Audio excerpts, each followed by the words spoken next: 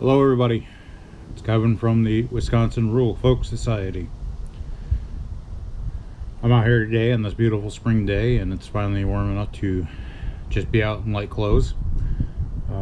Yesterday it was extremely cold, and the first few clips you see in the video are actually from yesterday when I tried to do this once already. I wanted to make a video about this for a while. Today we're going to talk about the bracelets, arm rings, and the oath rings that were used by our ancestry in different contexts. And I'll probably put some more historical facts up in between the clips here and things of that nature. So this is literally my first ring I have owned. That was going to an individual that completed his oath and is no longer with us. So, because that oath was completed, I decided I was going to put this one on. Now, that is more of a bracelet. I think in historical context they would have used like carrying their wallet around. It would probably be made of silver or some other precious metal, currency of the time. They want to be made of stainless steel because these today in a modern context are more decorative. That's why people wear them. This is going to be a few part of the video. The oath rings we're going to discuss separately. You'll get that video more into April at the end of the month. I know I made a post earlier today, I think it was, that you might get this in April sometime.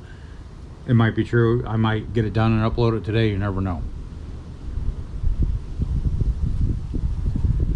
The fact that you will swear oath and fealty on rings like this, you know, it's not a bad thing. But an actual arm ring is, well, an arm ring. I think that was more of a nobility, elite status that the warriors and thanes and things of people of importance would actually wear. Unlike this, like I said, this is more currency.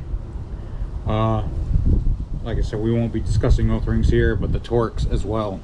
They were known to be found in sacrificial areas, bogs, things like that. And that was usually used in the court of law and swearing on things. And we will keep and hold these traditions as we go.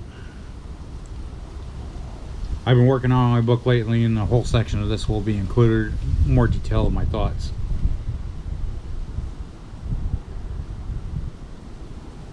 Some of these were given as gifts. Todaty ring of Odin is a good example. Drip 9 rings. There's also speculation that that itself is either a finger ring or it's an actual arm ring. It's hard to say. I only know is he laid about 8 or 9 of them on Boulder's pyre. I'm trying to do this all off my head like usual outside, so if I get something wrong, please just say something in the comments and we'll figure it out. That being said, a lot of people have asked me about the Wisconsin Rural Folk Society and if we're going to have some sort of membership.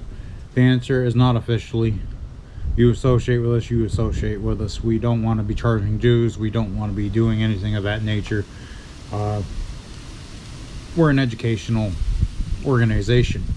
I'd much rather teach about oaths and things of that importance and the rings and possibly set the standard and the blueprint for future generations in a community project than I would actually just want to leave someone down the path that something is wrong, something is right, even though we're going to get that, but something that makes sense, and then they can take away from that and they can look at the historical sources and they can look at the modern sources.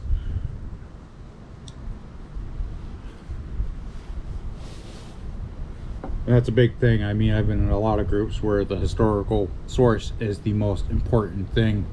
I've also been told by individuals that people base too much of their worship on ancestry, which that is the bread and butter of things as well, because without our ancestors we wouldn't be here. And most people do believe that we've actually ascended or descended from the divine,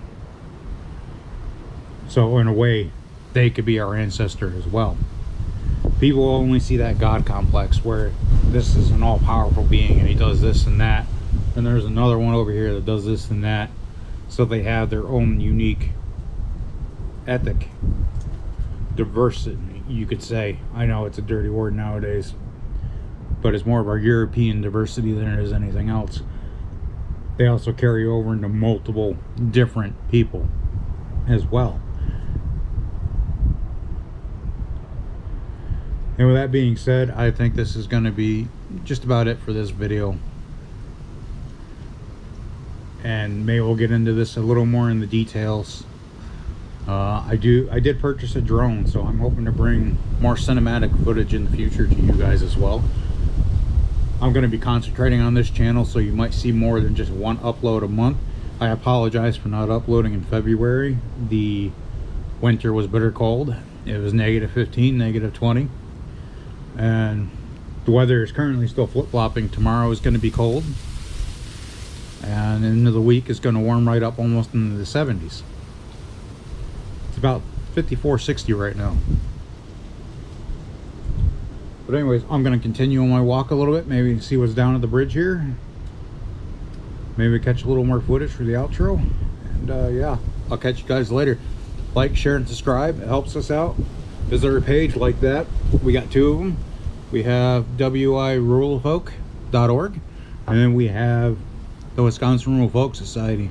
The Facebook page for the WI Rural Folk might go away eventually, because I want everyone to kind of like our Wisconsin Rural Folk Society page, because that's where everything comes from.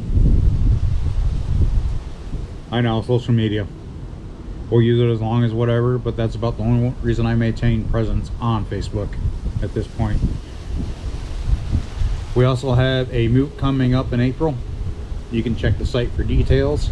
There's going to be a plant identification class in the morning, and then we will meet for a lunch, and then we will depart.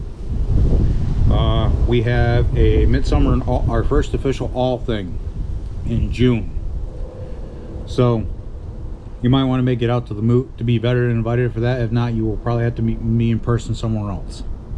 That's if you want to attend bad enough. It's on private property, so you do need to be looked into.